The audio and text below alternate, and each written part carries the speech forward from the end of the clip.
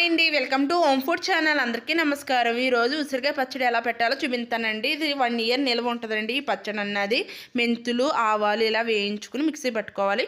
ఉసిరికాయ కాయకంతా అలా నాట్లు పెట్టుకోవాలండి. ఇప్పుడు ఉసిరికాయలు దొరుకుతాయి కదా, చక్కగా తెచ్చుకుని ఇలా పచ్చడి అన్నది పెట్టుకుని కామెంట్ సెక్షన్లో చెప్పండి ఎలా వచ్చిందన్నది. పచ్చడి వేడి వేడి అన్నంలో పప్పు వేసుకుని పచ్చడి వేసుకుని తింటే సూపర్ ఉంటుందండి. ఇడ్లీలో కానీ దోశల్లో కానీ చాలా బాగుంటుంది. పుల్ల పుల్లగా మనం ఉసిరికాయ తీసుకోవడం వల్ల హెల్త్ బెనిఫిట్ చాలా ఉన్నాయండి.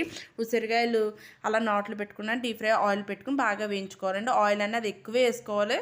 మనం ఉసిరికాయకి పచ్చడిలోకి మెంతులు, ఆవాలు పొడి వేసుకోవాలి, కారం, సాల్ట్ కూడా వేసుకుని వెల్లుల్లి కూడా వేసుకోవాలండి. ఫుల్ వీడియో అన్నది మన ఛానల్లో అప్లోడ్ చేస్తానండి, తప్పకుండా చూడండి.